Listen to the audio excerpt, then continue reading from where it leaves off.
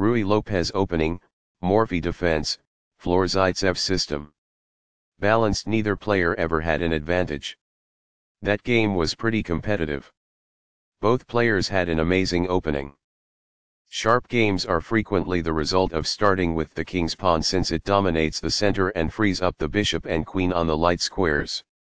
A typical answer is e5, which builds a position in the middle, controls d4, and frees up the queen and bishop on the dark square.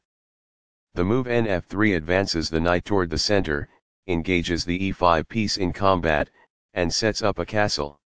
nc6 defends the pawn on e5, advances the knight toward the center, and scans the d4 square. The Ruy Lopez opening develops the bishop to immediately attack the knight on c6, the lone defender of the e5 pawn.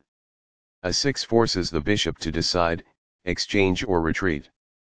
ba4 safely retreats the bishop while keeping pressure on the knight.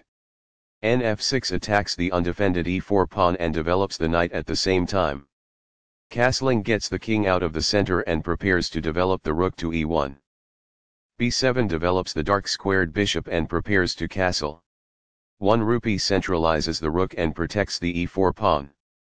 b5 gains space on the queen side and forces the bishop to the b3 square.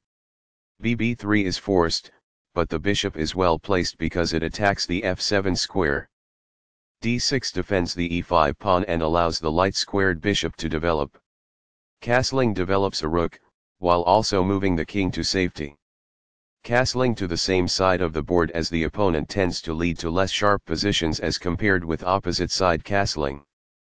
Fianchetto move bb7 places the bishop on the long diagonal. This prepares the bishop for development. Balanced, neither player ever had an advantage.